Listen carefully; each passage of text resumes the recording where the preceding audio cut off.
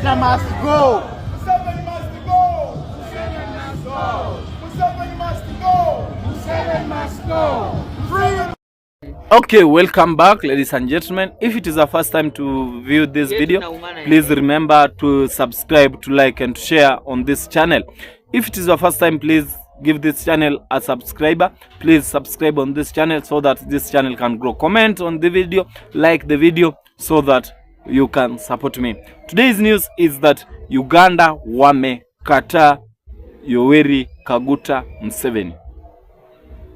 Guys, Uganda wamekata na wamegoma. Uganda reject Yoweri Kaguta Museveni. Watch this video, then I will come for more reaction.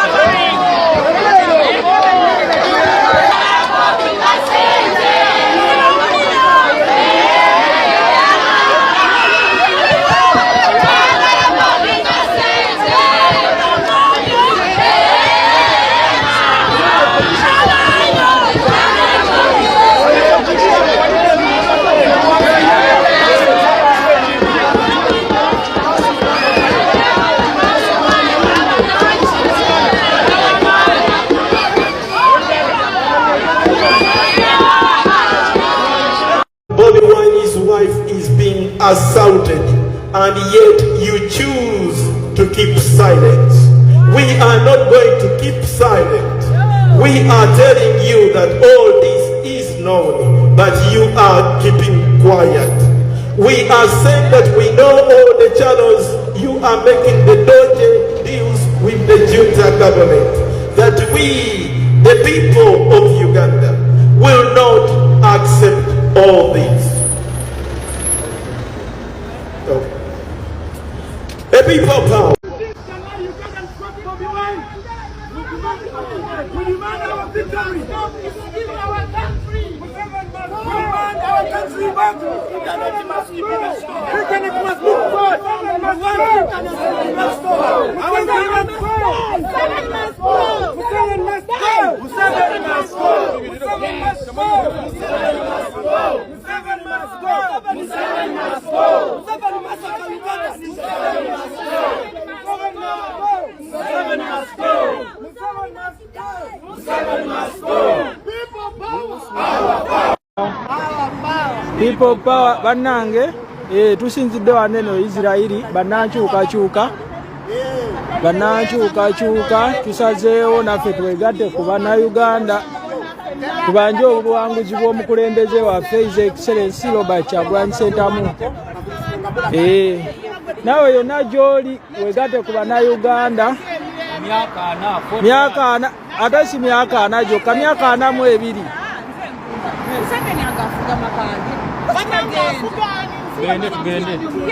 Bannange yonna gye muli mwegatte ku Bannakyukakyuka ababanja obuwanguzi.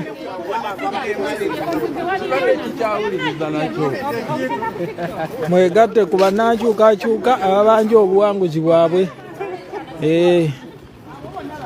Yonna gy'osinziira oba oli luddawa oba oli luddawa. Wange ekyo kiri nti people power. The UK brought Museveni to Uganda. It's the UK which financed the war in Rwanda, which brought this world to power in 1986. Sure about Case Farmer. Parliament of the UK, we are here to protest against the brutality of the government of Uganda. What's the federal and funding the dictator of Uganda? You buy the guns. You give him the money that he uses to buy the tear gas. You know it, and we know you know it. This is why we come and stand in the loudest of voices and say that this must come to an end. The hypocrisy must stop. We know what you're doing. We know what you're doing. You are fucking hypocrites. And that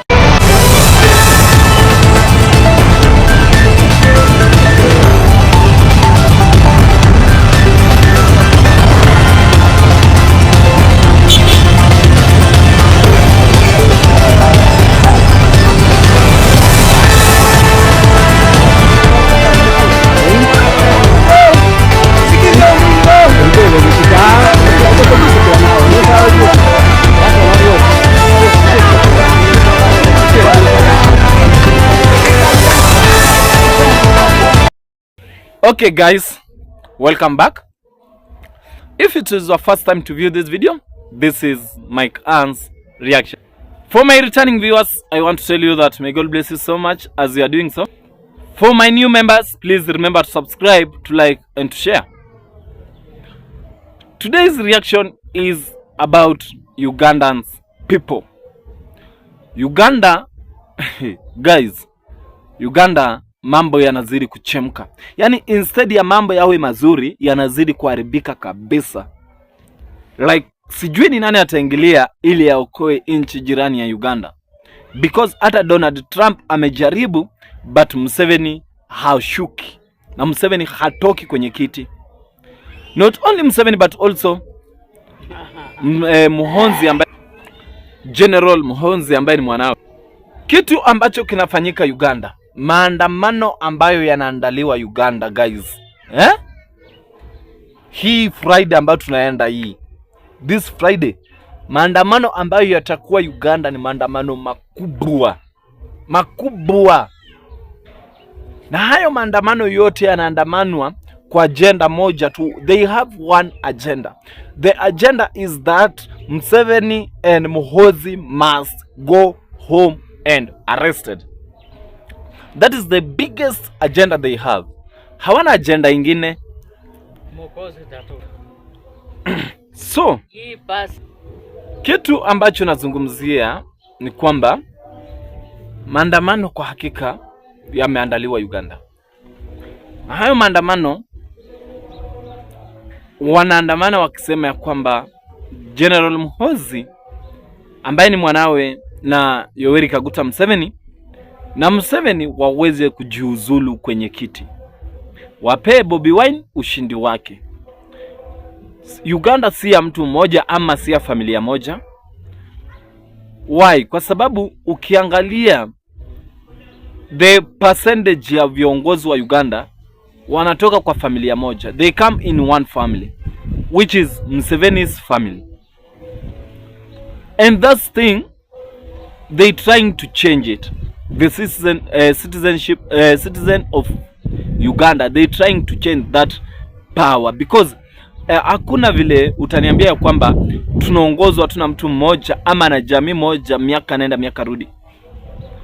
Kwa sababu saa hii as we are talking, Museveni ameongoza Uganda for more than 40 years. Hata kama mimi sijazaliwa, Museveni was the president of Uganda. And I can tell you this, watu wanatoka Uganda wanaingia kwa nchi tofauti tofauti zilizo karibu nao, Kenya, Uganda, Tanzania, Uganda, umeona? So wanaingia kwa hizo mipaka. Ni kwa nini? Kwa sababu wanajua ya kwamba Uganda hakuna freedom. Uganda ni manyanyaso, Uganda ni dhuluma, Uganda ni ukatili, Uganda ni tribalism. Yani Museveni amefanya Uganda imerudi kuwa ukoloni mambo leo. Na ndiposa unaona watu wamejitokeza kuandamana. Na sidhani kama Museveni atajinasua kwa hili jambo, kwa sababu mambo yanazidi kuchamuka, kwa sababu yeye hakutazamia kwamba kungelikuwa jinsi kulivyo. Yeah. But now it seems like yani mambo yanazidi kuwa mabaya. Ukiamka leo yanakuwa mabaya kuliko jana. People of Uganda wanaandamana each and every time to make sure wamepata kile ambacho wanakitaka. Kuna siku niliwaletea cabinet ya Museveni, the ruling party, ambayo ni family rulers. Kiongozi familia, ndada familia nini, yani kuanzia kwa wajomba, mke nini hivyo. Hao ndio viongozi wa Uganda. Na hicho ndicho Bobi Wine anajaribu kukataa. Na hicho ndicho wanaona ya kwamba wamkandamize ili kisije kikafaulu. Mmenipata? So mtazamaji, before we proceed, remember to subscribe on this channel, please. Subscribe so that this channel can grow. Please, if you are a new member, subscribe. I want to tell you about this, my viewers. Pray for Uganda. Uganda to get peace. Because without peace, wanawake wanaumia, wanabaki wajane, watoto wanabaki yatima, watu wana lose jobs. Umeona? Yani inchi inazidi kusoroteka.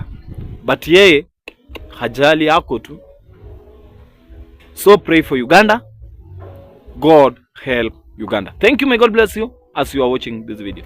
Sanctions and interdiction have been used to cut illicit revenue and test the boundaries of coercive statecraft. Uganda lacks a Venezuelan-style oil choke point, so the lever would not be seize the tankers. The analog in Uganda would be a pressure campaign focused on 1. The financial and travel mobility of elites, 2. The legitimacy and international operating space of security chiefs, and 3. Aid, defense cooperation, and multilateral partnerships. The clearest sign that the conversation is moving in that direction is not an executive order, at least not yet, but the public signaling.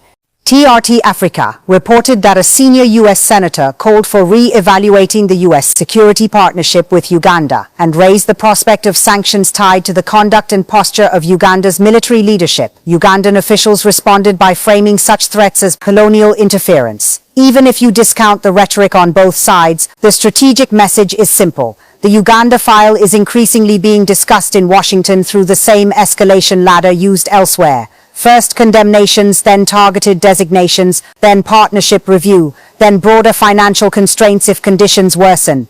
If Washington did escalate in a Venezuela-like manner, again, in form rather than magnitude, the political objective would likely be the same. Pressure the ruling coalition by raising the cost of repression and corruption, while offering off-ramps tied to electoral integrity, civic space or security sector accountability. The risk, as Venezuela illustrates, is that sanctions can also harden the targeted regime's narrative. Kampala already has the ingredients for that narrative. A government facing domestic opposition, a security apparatus that frames dissent as destabilization, and a public discourse in which foreign meddling is a mobilizing theme. When a government can plausibly claim it is being punished for defending sovereignty, sanctions can strengthen nationalist cohesion among incumbents even as they damage the broader economy. That is precisely the resemblance to Venezuela that matters most. Sanctions campaigns do not operate only through economics, they operate through stories. In Venezuela, years of economic pressure have been folded into a regime narrative of resistance and external siege, even as Washington has argued the measures are targeted at corruption, human rights abuses, and democratic backsliding. In Uganda, the early 2026 dynamic looks similar in miniature.